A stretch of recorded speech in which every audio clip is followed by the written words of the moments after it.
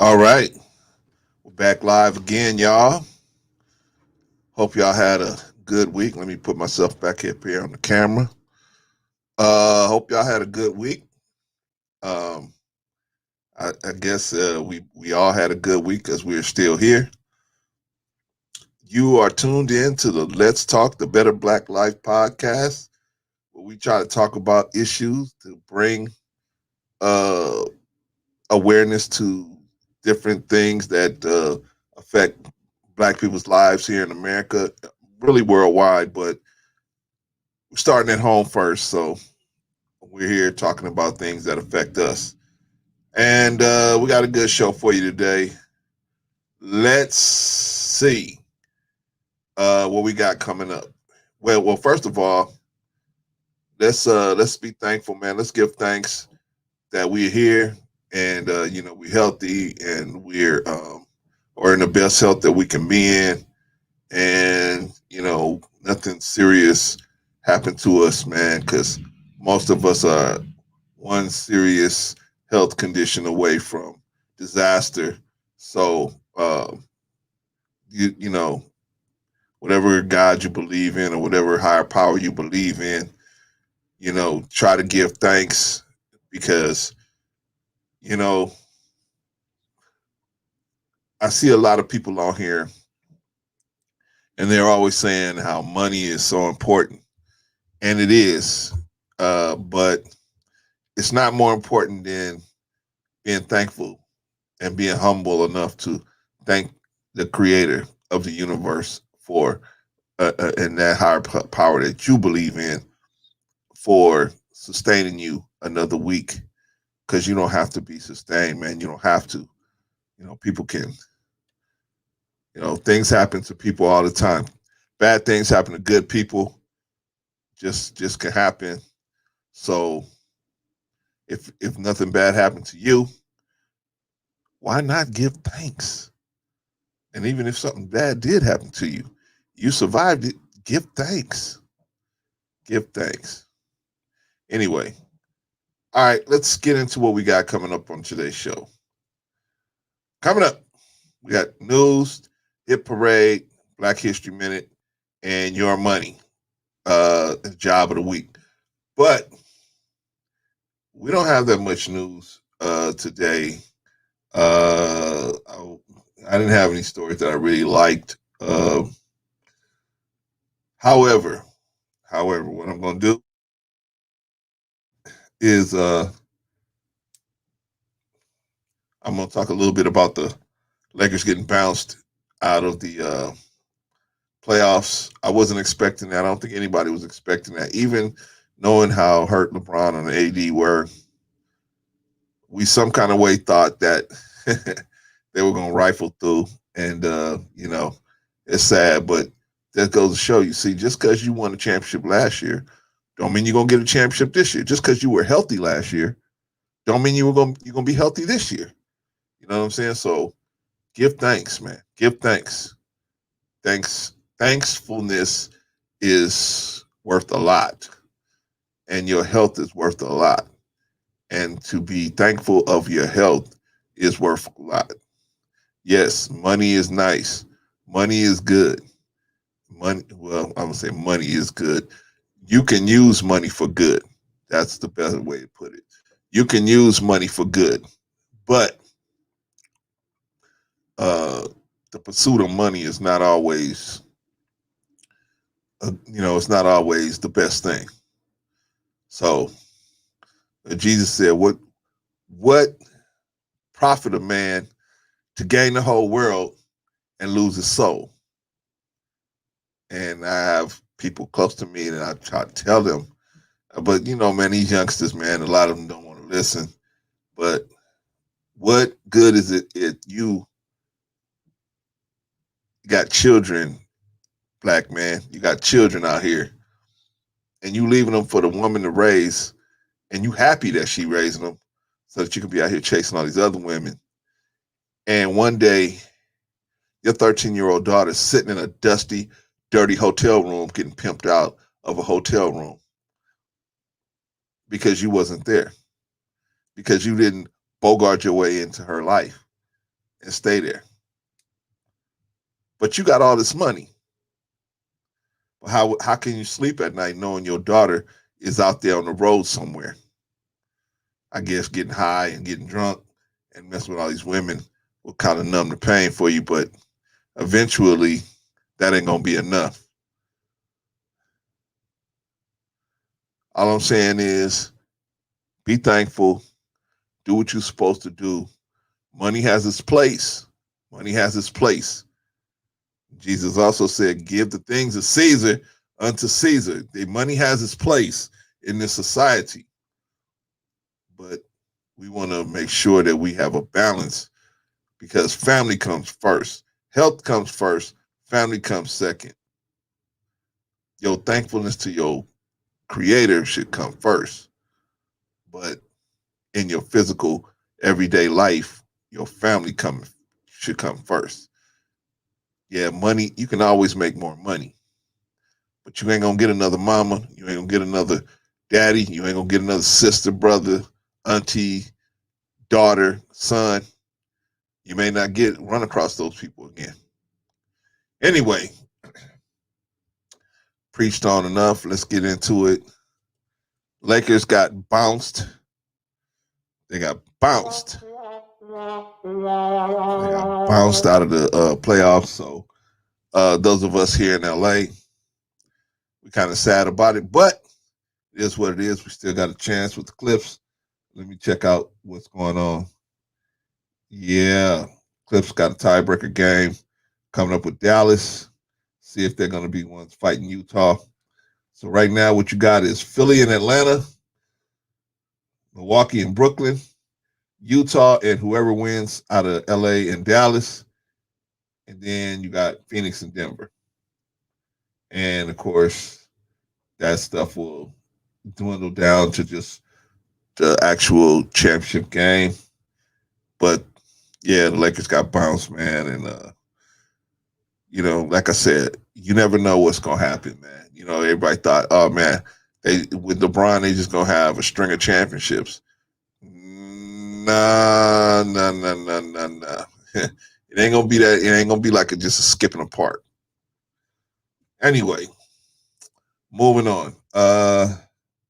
Let's go to the hit parade. Let's go straight to the hit parade. Scott Stringer.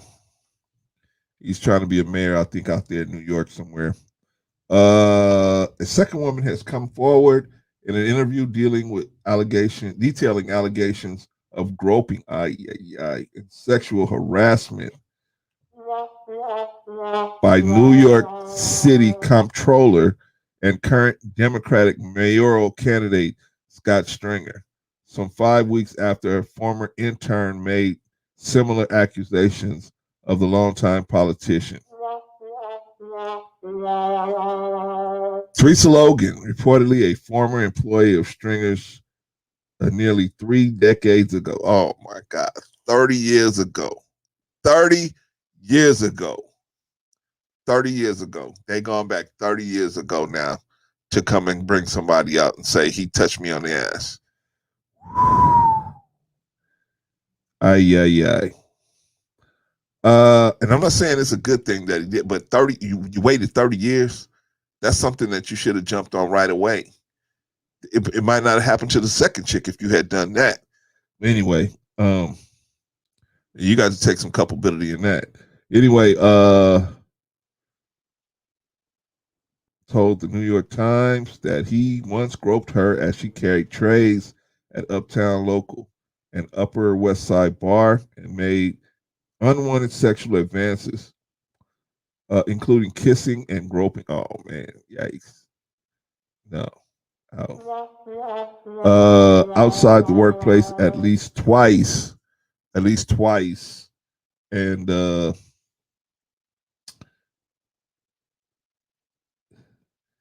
treating her in a manner that often made her uncomfortable. The alleged misconduct unfolded back in 1992 when Logan was 18 and Stringer was 32. Holy smokes. Back before he was in public life. According to the report, Stringer co-founded and helped to run Uptown Local during the time of Logan's employment. Within 3 weeks of starting the position, Logan said she was carrying trays up a flight of chairs, I guess a flight of stairs, when Stringer was on his way down. He just like totally pats me on the butt and like squeezes it. She told the Times, I had no way of reacting. My hands were free to even protect myself. Oh man. Oof. Ouch. Later, after a night of work, Logan says she and Stringer were drinking. What, you were drinking with the dude after he grabbed you on the ass? And decided to move to another bar. And then you went to another bar with him? Oh man. Uh anyway, instead walking to a building that turned out to be Stringer's apartment. Logan said she refused his request to go upstairs, but he began to kiss and grope her. It was almost like out of body experience where I'm like, what do I do? Like, this is my boss, she said. That's why I keep telling you guys, do not mess with co-workers. How many times do this have to happen before you guys realize, man, co-workers are off limits? Really, most women should be off limits. If you're really trying to have something, have your life be successful. Most women are so uh, uh they're so what's the word, damaged, that they're not worth your time. You got to be able to see that quickly. Yes, they'll be available for sex, but that's it. But because the woman know that she don't have no other value but sex, she's going to try to attach her wagon to you through the sex. Her goal is to get you, most of the time, her goal is to get you to where you are so attached to her sexual presence that you are now going to go for almost anything she was willing to do to attach her wagon to you, whether it's another man's children, whether it's extra pounds, whether it's her financial situation, whether it's whatever it is, or even a dangerous situation with the ex-boyfriend or ex-husband or whatever. She's going to attach you to that situation. Anyway, but the leadership of this is, see, you can't, some of this stuff you can avoid. And dealing with women at work, single moms and women at work, man, those are two things are easily avoidable. I know, see, the simp technology they got out here on the TV and in all these different television shows, simp technology tells you it's okay for you to have relationships with people you work with. That is lie. That's a lie. Well, put it like this: it works out for the woman. The woman is able to do it because if at any time the woman can come back 20 years later, 30 years later, and say you groped her, you did this. All look at this situation. She went after the dude groped her. She went with him to some other place instead of saying, "Hey, I quit. I'm not dealing with this no more. I'm going to the cops right now." Instead of doing that, this is what she did. That I don't see a lot of times women don't understand how confusing that is to a guy who says, "Man, she didn't say nothing to me. She didn't check me on that." And then she going with me to another place after I did that. I thought I was all good. That's how men think about it. Anyway, that's why I tell you guys, leave women at the workplace alone. It's no good. Logan told the New York Times that she concluded Stringer was a creep and tried to move past his repeated advances, which she said she stopped with Stringer blaming his behavior on being drunk. Right? Women can say they drunk all the time. Oh, I ran through the whole Dallas Cowboys because I was drunk. I wouldn't have normally did that, right? A woman can say that and it's okay, and everybody takes it, right? It's no good. But a man say he drunk and he did something out of line, out of pocket. Nah. You're a creep. You're still a creep. A woman's not a hoe no more because she said I was drunk when I did that. So whoop, you got to take the whole card off the you got to take the whole card off the counter. But a man does it, you still a creep. Anyway, a sister and a friend told the newspaper that they did recall Logan talking about the unwanted advances at the time. Why you didn't go to the police? Anyway, Stringer released a short statement in response to allegations made Friday in which he apologized but offered no direct denial of misconduct Logan alleged. While I do not remember Miss Logan, if I ever did anything to make her uncomfortable, I am sorry, Stringer said in responding to allegations. The allegation made by Logan followed that of Jean Kim, a former intern and longtime city lobbyist who accused the lawmaker in late April of groping and sexually harassing her. She told the Times it was Kim's decision to come forward that helped Logan speak out. See, you know what you got to do? You got to come out. Those of you guys that got and which one of us doesn't have allegations like this, man?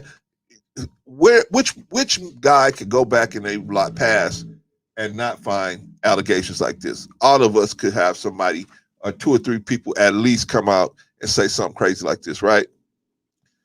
So what you got to do now? What you got to do now is if you're gonna go out in the business, you got to get in front of it like Eminem did. Remember Eminem in 8 Mile?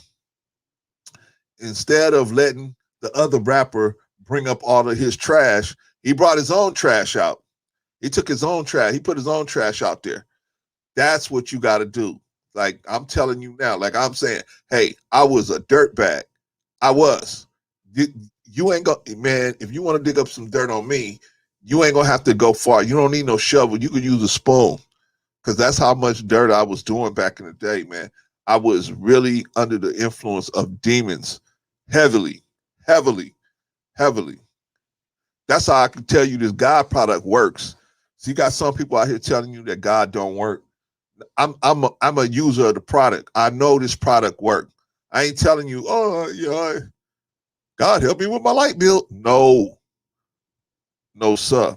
No, man. I know God helped me because he picked me up out of the I was laying in the gutter, brother. I was so bad. Man, you know, man, I could have a line of people out here telling you how bad I was doing. But God saved me, pulled me out of that, man. Woke me up. I woke up, I was like, what? Where you I was like, where I been for the last 20 years? But God is good in my opinion, man. You know what I mean? But hey, the takeaway from this one is, yo, you young guys, man, do not mess with women on the job. Do not. I preach this every week, and I'm gonna keep on preaching this every week. Don't mess with no women on the job, man. This is what's gonna happen to you, man. You're gonna end up on the hit parade 2 years, 5 years, 3 years. No. Don't do it. Don't do it. We got to detach ourselves from the super sexualized world that we've been given and we've been placed in, man. We got to get out of the fish tank. Get yourself out of the fish tank. Don't just do like the other fish, chasing the little fish food at the top of the tank. No, you get out of the fish tank. Get out of the fish tank. That's no place for a real person. Anyway, we got some more hip parade stories. Unfortunately, uh, doggy daycare owner says she was groped and sexually harassed by Illinois state inspector who still has a job. Man? What is wrong with you dudes, man? What is wrong with you dudes? You guys just are not listening. Pass or fail, Chicago, Illinois. Pass or fail, layer binding doggy daycare business. Her livelihood depended on it. It was in the hands of state of Illinois inspector. A man caught on camera groping the woman. CBS 2 investigator Megan Hickey on Thursday night was asking why the state employee still has a job. Binding started Eslin Pup Hub, her doggy daycare, boarding, and grooming business all by herself in 2016 with a giant loan, a graveyard shift as a Lyft driver to make ends meet, and a vision. I love the fact that when we make a doggy happy, that makes the owner happy, Binding said. Now she has 3 locations and counting in Bucktown, Noble Square, and Ukrainian Village. Oh, in Bucktown, Noble Square, and the Ukrainian Village. Because she provides overnight boarding, she is required to have an annual inspection by the Illinois Department of Agriculture. Cook County has just one inspector, Jose Guillen, and according to the personal records obtained by CBS 2 investigators, he has had the job since 2014. Man. Yeah, this is an ugly situation, man. It's an ugly situation. That's why I say, man, leave women alone at the job, man. You got women at the job, leave them alone, man. This was going to end up happening to you. I'm gonna be talking about your story. I knew there was a line being crossed, but I was repeatedly reminding him that that he was the only inspector. Binding said, and before she got the pass, he asked for a hug. Oh man, why are you hugging these women, man? I know, I was crazy like that too, man. So, man, when you got so much, they put so much simp technology into you, you do weird shit like that to get around it. But you know what? It's time to wake up, man. It's time to come out of your sleep. There's a lion sleeping in Judah, man. Wake up. Wake up. You sleepwalking. You sleepwalking right into these bear traps. If the story sounds unbelievable, it suddenly became more believable in 2019 when Gideon came for his next annual inspection.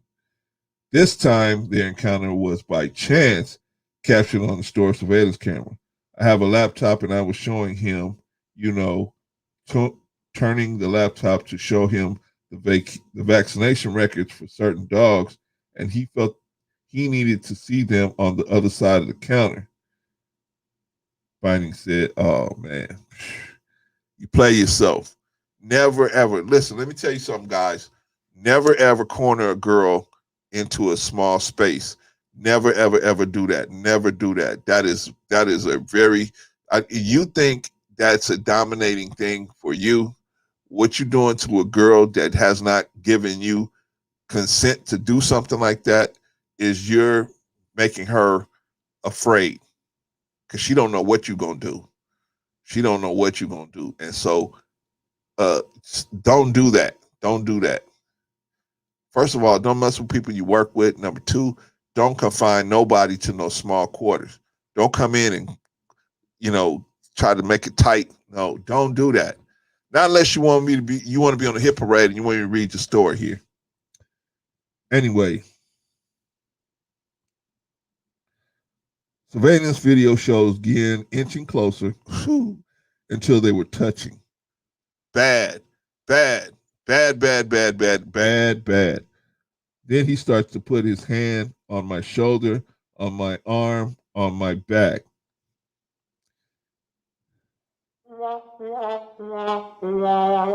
I'm being inspected, I'm not being, we're not on a date. Video shows that Binding started back into the corner, pressed up against the water cooler. I was literally told we have everything we needed, showed him where we had it posted that people should have vaccination on file and stuff like that, and it should be have been done. Why it was another 40 to 50 minutes that he stayed here. Bindings asked. He asked to see a photo of me in a bikini. Just simping all the way, man. You know, like, do I have to show you that in order to pass and run my business that I've worked so hard for? And then Binding again requested another hug. At one point, the video shows his hand moving from her arm to her rear end. You little scumbag! I got your name. I got your ass! You will not laugh. You will not cry. You will learn by the numbers. I will teach you. Now get up! Why does a state inspector have his hands on me? Binding said. He's holding the clipboard as he's hugging me. And he's not signed off yet that we passed. And I'm like, so what do I do? What do I do? Tell him to stop? Of course, you tell him to stop. Don't put up with nothing like that. Dan Lynch of the firm Lynch Thompson LLP represents Binding in a federal lawsuit filed this week against the Department of Agriculture and Gillian. Told you, this was going to happen to you. This is what's going to happen to you. You keep messing with these chicks at work, man. Y'all keep messing with these chicks at work. You know what, man? Let me say this, okay? I was just talking to a dude a little while ago, okay? I have an office, in a decent building, I guess, and there was a new cat that came into the office building, and he said, hey, I can't get into my office. You have the number you know where the manager is. I said, the manager's not available right now because they're usually not around this time of day.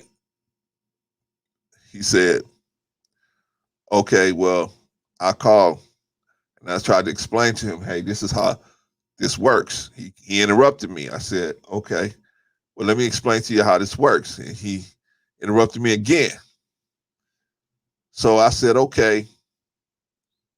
I tried for the last time. I said, hey, well, this is how. He said, I heard you the first time.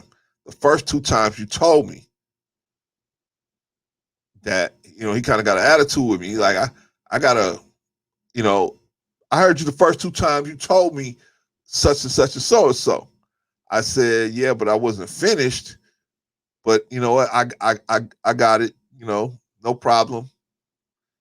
I said, good luck to you, youngin. Hope that you can get, your stuff straightened out. Yeah. Because I got money to make. I said, oh, okay. And I left him, standing right where he was.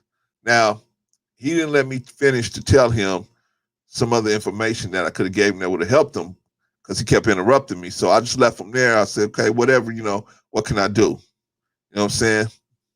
If you ain't gonna listen, then we ain't really got nothing to talk about, right? I'm in my office. You the one ain't in your office. So it's all worked out for me. So, whatever. But, some people you can't tell nothing to, man. You know what I'm saying? Some people they just the way they operate, man, is gonna cause them a problem, but they ain't even tripping. So whatever. Anyway, she is placed in a position that nobody should be placed in, which is subject to battery or risk of losing your inspection.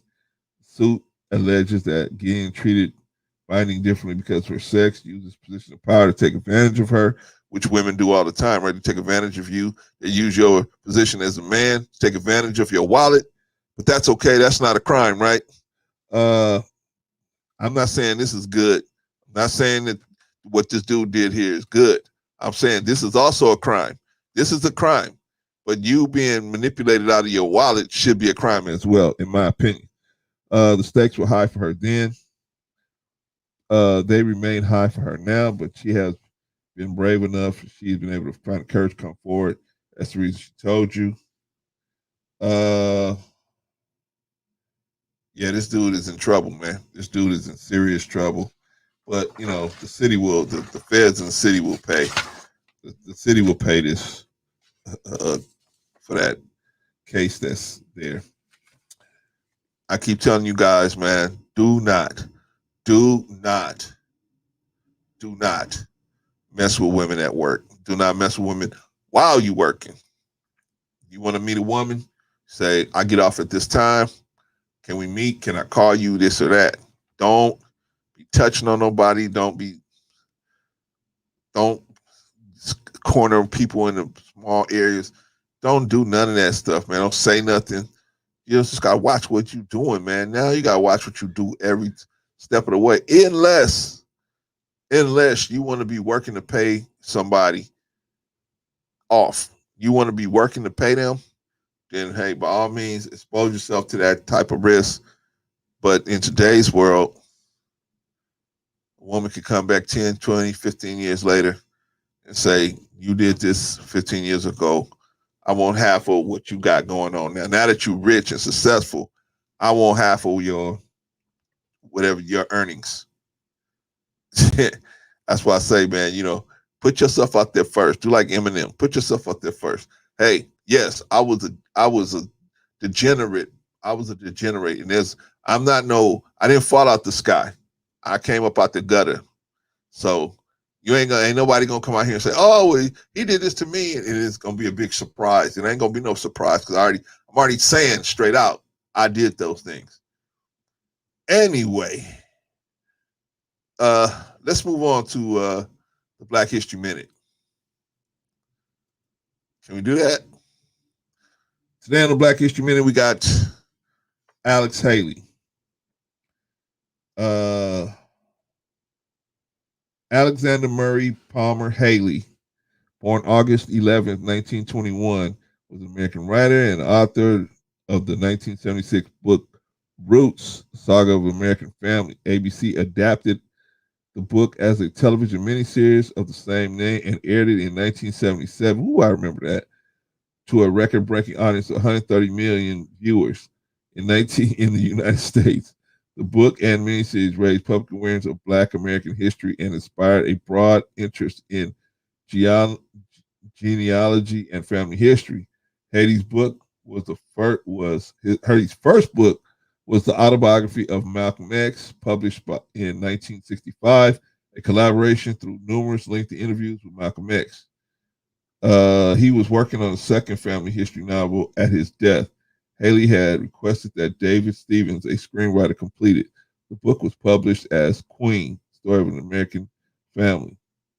It was adapted as a miniseries, Alex Haley's Queen, broadcast in 1993.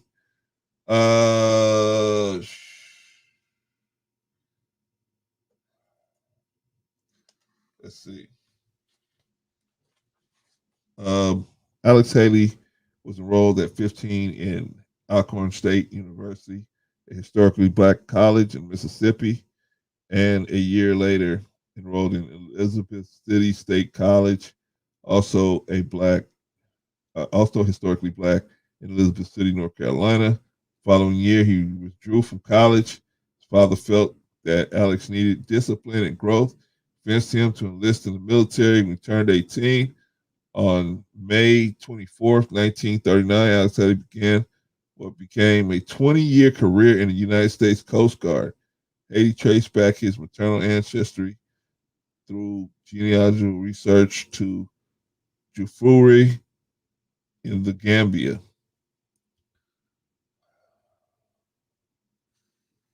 The autobiography of Malcolm X, published in 1965, was Haley's first book. It described the trajectory of Malcolm X's life from street criminal to national spokesman for the Nation of Islam to his conversion to Sunni Islam.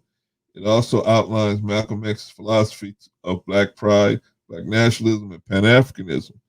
Haley wrote an epilogue to the book summarizing the end of Malcolm's life, including his assassination in New York Audubon Ballroom. Haley Ghost wrote the autobiography of Malcolm X based on more than 50 in-depth interviews he conducted with Malcolm X between 1963 and Malcolm X's February 1965 assassination.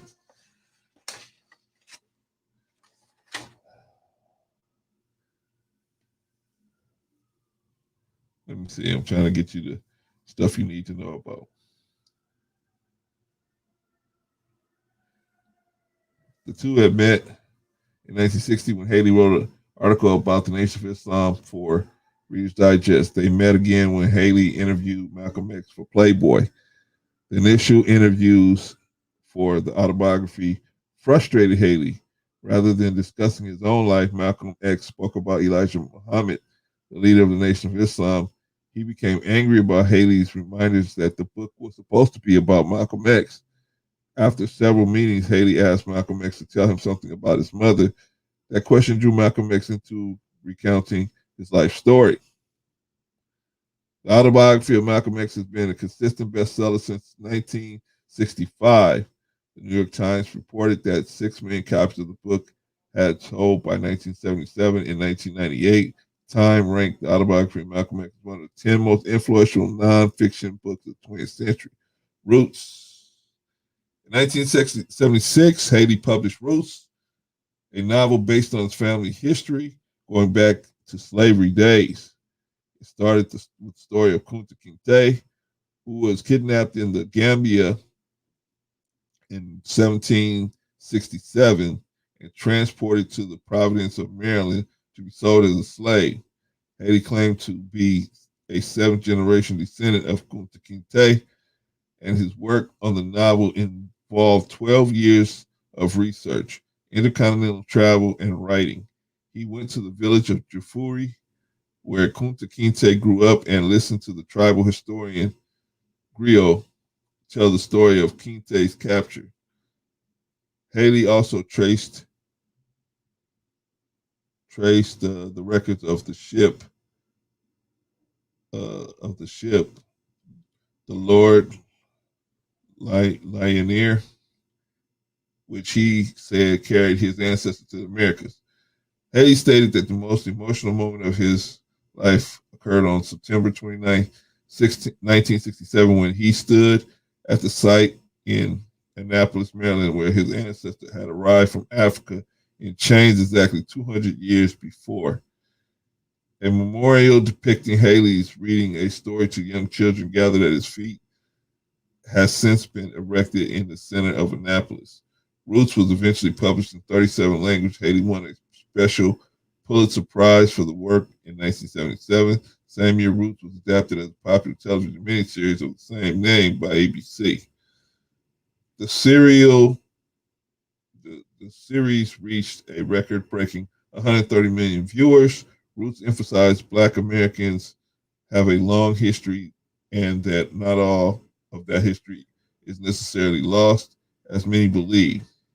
Its popularity also sparked a greatly increased public interest in genealogy. In 1979, ABC aired the sequel miniseries Roots: The Next Generations, which continued the story of Kunta Kinte's descendants, includes Haley's travel to Jafuri. Haley was portrayed at different ages by Christoph St. John, the Jeffersons acting Damon Evans, and Tony Award winner James Earl Jones James Earl Jones. In 2016, History aired a remake of the original miniseries. Haley appeared briefly, portrayed by Tony Award winner Lawrence Fishburne. Haley was briefly a writer in residence at Hamilton College in Clinton, New York, where he began work on Roots. He enjoyed spending time at a local bistro called the Savoy in nearby Rome, where he would sometimes pass the time listening to the piano player. Today, There's a special table in honor of Haley at Savoy and a painting of Haley writing roots on a yellow legal tablet. So that's your Black History Minute. Don't just take my word for it. Go check it out for yourself. Dig that. Moving on down the line, let's get to your money, the job of the week. Medical and Health Services Manager. Let's see. Median salary is $100,000 a year. Medical and health services managers are the planners, directors, and coordinators, or who work behind the scenes to keep hospitals, nursing homes, and group practices and other health care facilities running efficiently. In short, they are super organized professionals. Medical and health services managers are extremely detail oriented people with good analytic skills because much of their time is spent working with doctors, health insurance representatives, and other administrators. They should also have good interpersonal and communication skills. Problem solving is another part of the job. Technical skills are also a must because these professionals must keep up to date with software and electronic health records. A high demand for more medical and health services managers is driven by the large baby boomer population needing more health care in hospitals, group practices, and nursing homes as they age. It's also driven by the uptick in group practices and the need for managers and administrators to helm these facilities. So check that out. You can be a medical and health manager, services manager. Um, I don't think it takes just a BA. I think that so you can check that out for yourself. Dig that, and that's how we do that. All right, let's get down to our lead topic. What is our lead topic? Our lead topic: do Black women need wigs and weaves? Do they need wigs and weaves? Do they need wigs and weaves? Let me see if I can get this. Let me see if I can get something here, man. Stay with me, family. Let me see if I can get something here. Okay, let me see. Your boy is still learning this StreamYard situation here.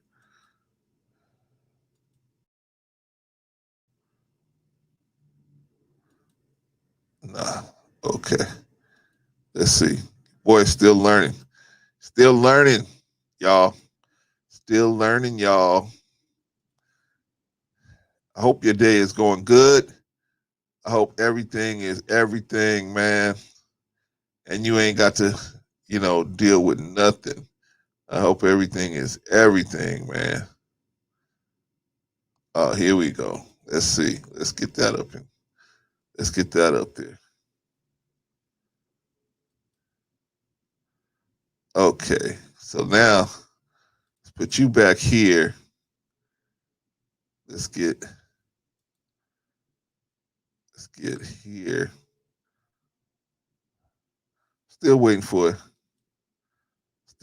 some stuff to pop up. Still waiting for some stuff to pop up. Okay. Okay. I got it. I'll get it. What happened, man? What happened? I wasn't trying to get rid of that. I was trying to get rid of this. Our lead topic is: do Black women need wigs and weaves just to be presentable in daily life? Do they? Do they? Oh, lost my mouse. Lost my mouse, y'all. I lost my mouse. Okay, hold on here. I got to see where it went. Y'all hold on. Hold on just a second. Here we go.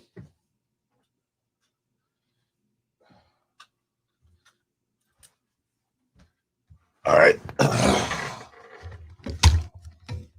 All right, I got it back. All right, let's see here. Lost my mouse. All right, here we go. Now we cooking, y'all. We cooking. Let's see here. Let's see. Let's see. A window. No, we ain't cook. We ain't cooking. We ain't cooking, man. I thought we was cooking. Uh, uh, oh, yeah, man. What happened? Man, it was right there. Window, touch screen. Okay. We can't make it happen the way I wanted to have it happen. Anyway, let's talk about it. Let's talk about it.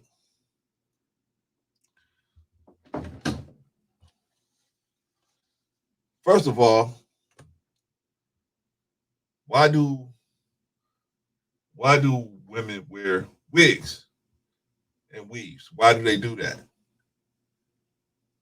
In a lot of cases, it's just simply natural hair loss, right? They have a bald spot somewhere. I mean, it's nothing to laugh at, It's nothing. I mean, if you live long enough or something, you're gonna have, you know, bald spots and gray hairs and all that stuff. So to hide those things or to be more presentable to the public, a lot of times women will get wigs and weaves. Now, is that also they want to get also they want to have make themselves look more beautiful, right? They think it may enhance their beauty. Another thing is it's trendy, like it's a trend. It's like everybody wearing Nikes or everybody wearing some other kind of type of clothes, I guess, or Gucci or whatever. It's trendy, but really, my question is it necessary? Because if we was to take a look and see how women are out there in the public, we just take a look and see how they are out there. Well, I mean, you find so many black women that are dealing with weaves and wigs. And me as a person, am not, I don't particularly care for that.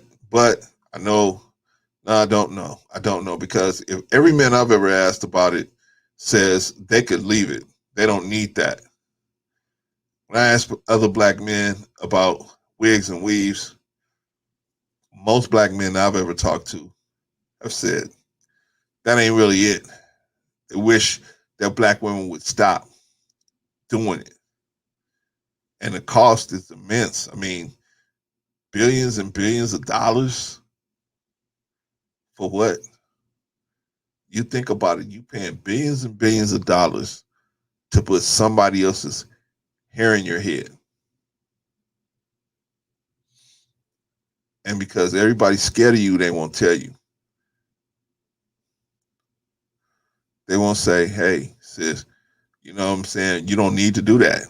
Those of us, we'll rock with you. But see, here's the major problem in my opinion. The major problem is that black women, there's a certain type of guy they want. They want a certain type of dude. And that type of dude has, um, they feel like by doing the wigs and the weaves, that's going to attract that type of dude. And you're right, it probably will attract that type of dude. But those are the type of dudes that's pumping and dumping you. And then when those type of guys pump and dump you, we always come back to the same thing. Oh, it's just black men. That's how black men do. Black men just pump and dump you. You know what I mean? They just trying to have sex with you.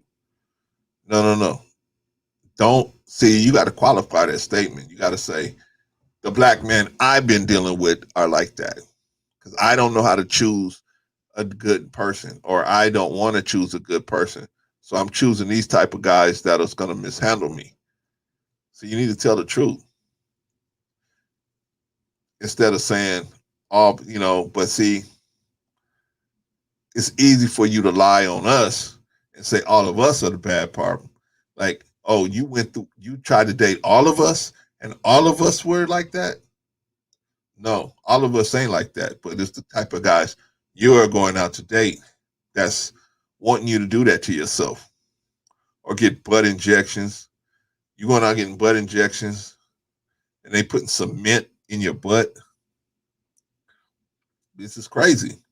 This is crazy. But all of these enhancements where you don't really need that, I mean, it's not really healthy for you. You don't need that. Black men will take you just like how you are. If you know what I'm saying, you fit our what we're looking for, we'll take you how you are. But you definitely don't have to get all these weaves and wigs. But anyway, let's continue down the line. So I hear black women say a lot like, well, we do it because you guys want us to do it. Really? Really?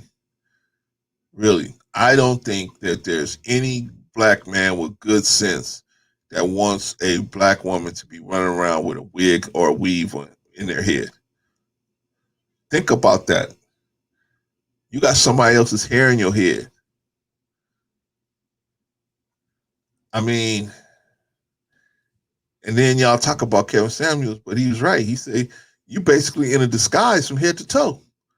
You disguise. You got fake eyelashes, fake hair, fake nails, fake booty, fake breasts, tight shirt, tight pants. I mean, but I get it. I get it. You're trying to attract the most aggressive males. I get it. So you wear this provocative clothing, right? You wear this provocative clothing, and I get that the base word of provocative is to provoke. You're trying to um, provoke these males to step into you. I get that, but just because they step to you, don't mean they're gonna be a good person. They're gonna, they're gonna be around for the long haul. I mean, if you got to convince a person to be with you, you got to sell them on, being with you or getting with you. I mean, if you got to sell somebody on that, man, don't you think that's kind of weird? I mean, I got to go to a woman and I got to say, hey, you should get with me because I got money,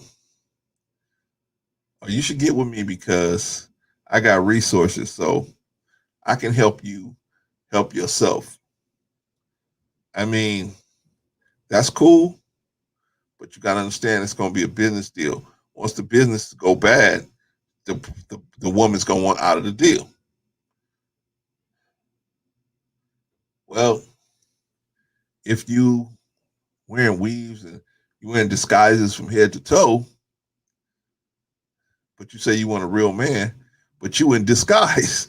You in disguise, man. You are like a superhero or something, you know, and you just, you don't know a man, you expect a man to want to deal with you and you coming in disguise, he don't know what he getting. But I think most women look at it like, oh, well, I'm such a prize. That should override his uh, thinking process and that he should want to just be with me no matter what. I mean, time and time again, we see that most black men just don't want it. So why are black women doing it? If most black men don't want it, the majority of black men do not want wigs and weaves. They would rather you just be with your natural hair. Why do black women still do it? And then blame it on us, saying, "Well, that's what y'all want." It's not what we want. It's the kind of dudes you chasing. That's what they want.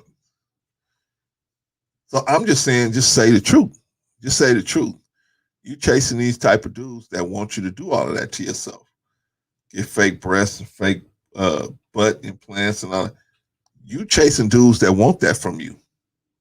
And then when they leave you high and dry, you say all black men are like this. You do the K Michelle. Every black man is like this. But you've only dated hustlers and knuckleheads, and you don't know nothing about another. There's all types of different types of black men. But see, you don't know nothing about them because you chasing these dudes. You chasing these dudes that's sitting that's going to the strip club every night. I mean, but hey, game recognized game, right? You know that, hey, if they're going to the strip club every night, I got to look just as crazy as the girls in the strip club, right? But my question is, why are you chasing a dude like that? Because I ain't attracted to no nerd. Okay, just don't say it's all of us. Just tell the truth. See, you don't want to accept the responsibility that the fact that you are chasing dudes or you are trying to provoke dudes to move that are not good for you. You don't want to accept that responsibility. You're out here telling people, "Oh no, this is that's how they're moving. All of them are moving. So it doesn't matter which one I pick, they're all gonna move that way." No, no, no, no, no, no, no, no, no, no, no, no, no, no. For the most part, most men are looking to do something productive with a woman, but it's just you guys ain't ready yet. You type of woman that you guys type of women doing all these wigs and weaves and stuff. For the most part, are type of women that's you're not really trying to deal with no good dude until you get busted. And when you get busted, that's when you go, "Oh, okay, now I get it. Now I get it."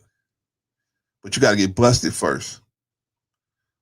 And unfortunately, that's the reality. Then most of the time you come and you say, "Hey, you should be a stepfather." Why? Why? Why should any man want to be a stepfather? Any man that has his mind together, why should he want to do that? That is not a normal person wouldn't do that. So if you find a guy that wants to be a stepdad, shout out to the stepdads. If you find somebody that wants to be a stepdad and they willing to walk into that role, you should hold on to that person with both arms and both legs. Forget the weave, forget the wigs. You need to hold on to that person with both arms and both legs. Stepfather ain't no joke, man. There's nothing in it. It's nothing in it for the father, man, let alone the stepfather. Stepfather, man. In most cases, man, is not a good position to be in. It's a noble thing to do, but just understand there ain't a whole lot of thank yous in that job. It ain't a whole lot of thank yous in being a biological father. That job is a thankless job, let alone a stepfather where somebody said, "You ain't my daddy." At least if you the biological father, you can say, "Hey, you ain't my father." You could say that you won't have to hear about somebody saying, "Hey, you ain't my daddy." But saying the stepdad, but I'm telling the women, this is what you, this is what you asking a guy to deal with. You're asking a guy to try to come in and establish some type of order with somebody else's children. whether they like it or not. And if they really don't like the order, they ain't gonna accept it. They're gonna sabotage a lot of situations, and it's difficult. It's difficult to just have a regular relationship, let alone dealing with the sabotage from the inside, from the children, sabotaging the relationship, manipulating the mother, and and ganging up on him just because he's trying to establish order in the house.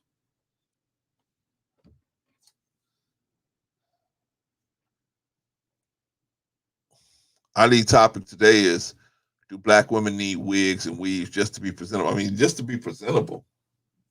Are black women that ugly where they need to have all of that done just to be presentable? Because you see, if you go out and you see 10 black women, I guarantee you probably, I can't guarantee you, but I'm very confident that you will see, if you look at 10 women, you'll probably see about at least 7 of them will have a wig or a weave or some type of setup like that in their hair. I'm talking about black women. The closer you get to the black community, the more you'll see that. My question is, why? Is there something I'm missing? Because I'm saying that black women, do they need to be? Are they that ugly? Are they that bad looking to where? Are they that bad looking to where they need to have all of this accessorizing going on? I never felt that way, but obviously, black women feel some type of way, or they wouldn't be doing this on a regular basis. They would be, rocking their own stuff, but they're not rocking their own stuff. They spend two, three, four, five, $1,200 on hair and accessories to be, like I said, in a disguise from head to toe. And it's so bad. It's so bad that you can't. They can't even. They don't. It seems to me they don't even feel comfortable being in their own natural hair. They don't even feel comfortable doing that, or their own uh, eyelids or whatever. They don't feel comfortable. And I don't think it's black men telling them you need to do that, and not on a mass scale. I think it's type of. It depends on the type of guy you going out with or you dealing with. If you're dealing with a guy that wants you to uh, be like that, I think that's a whole different situation. But most black men don't want that. We just want somebody that looks good. We just want somebody that looks good. And you don't have to have all that to look good. You don't. Not for us, at least. Maybe you for yourself. You need to do that. Got a little gnat that came in here when I brought me some barbecue. Um, yeah. So what's the deal? What's the deal, black woman? I don't think you need this just to be presentable in daily life. I don't. I don't think. Well, some of them say, "Well, I need that to be, to go to my job and be on the job." Why? Why can't you just be you, man? The sisters was on the job with afros in the '70s. What? What's the matter? I mean, nobody's supposed to not hire you because of your hair, and I wouldn't feed into that.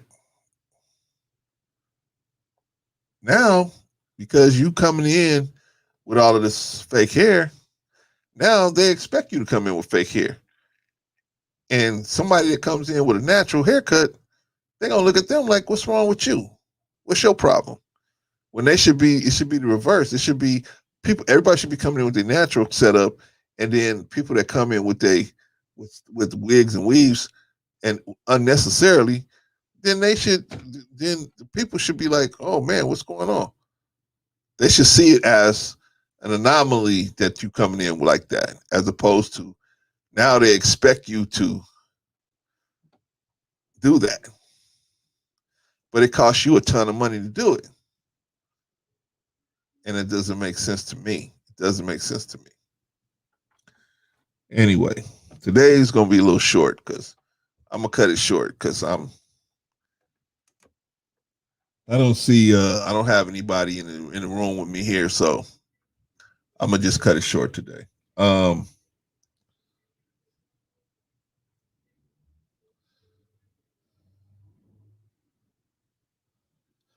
I got another question. Do wigs and weaves add value to the black woman? Do wigs and weaves add value to the black woman? In my opinion, they don't add value to her. She already has value, but she doesn't look at herself as valuable. She has value, but it depends on who she's asking. If you ask her and she's asking the type of guys she goes out with, the type of guys that she's actually that's okay with that kind of stuff, maybe they'll say no. They'll say, nah, they encourage her to do everything, all this other stuff.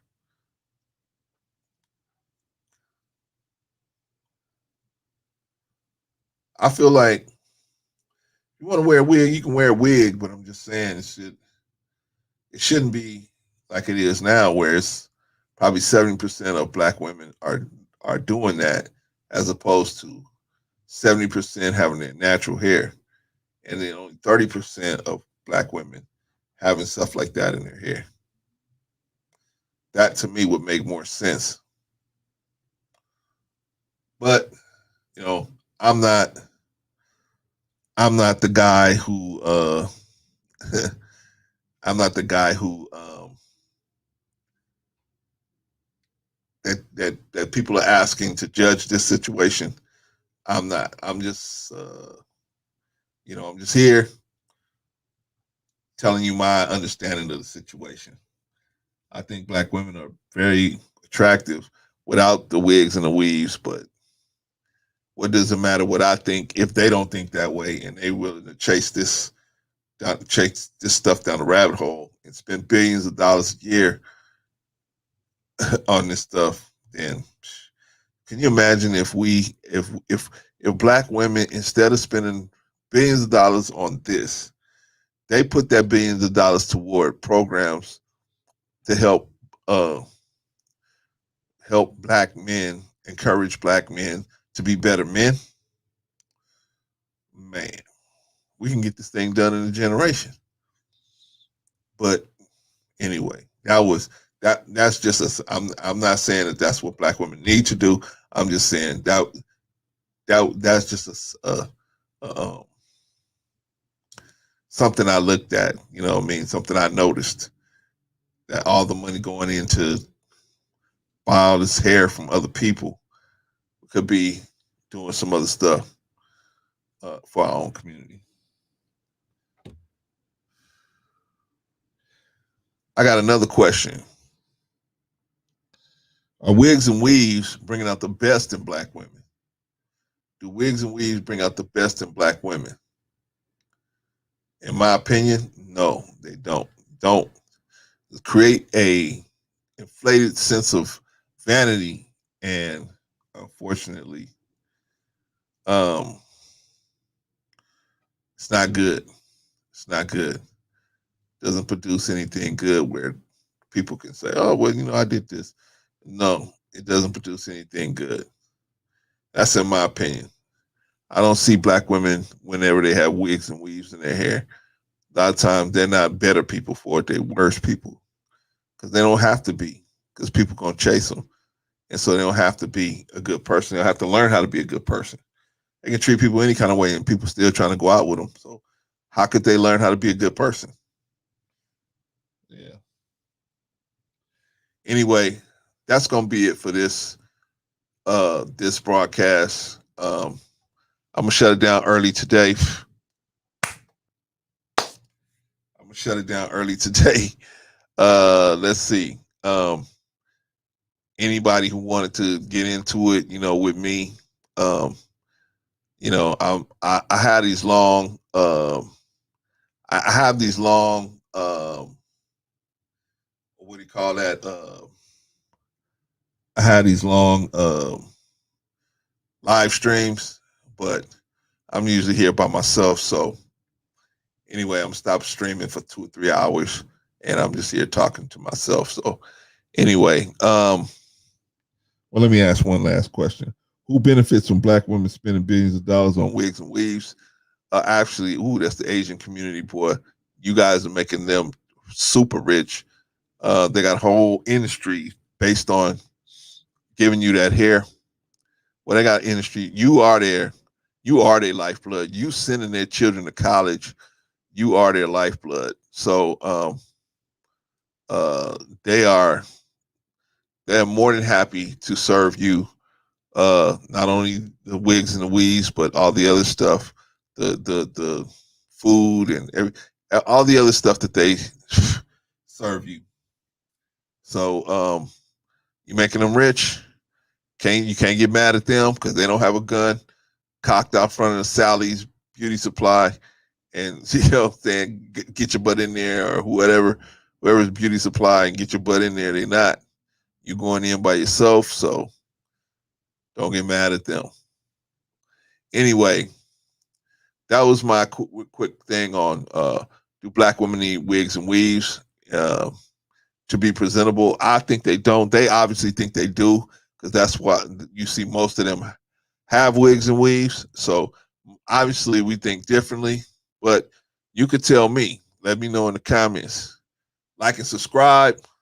And I'm trying to build this page bigger so that I can start bringing people on because I can't. It's hard to tell people, yeah, come on my platform. I got 17 subscribers. It's hard to do that, and it's hard to get them to come on. And I know I got the truth, and they'll never defeat me as long as I'm telling the truth.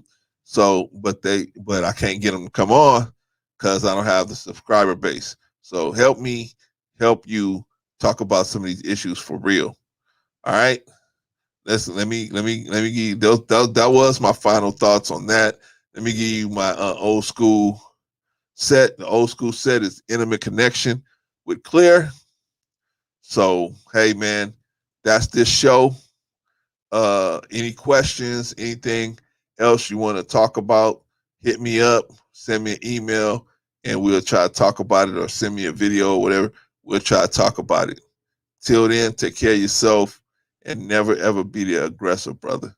Never be the aggressor.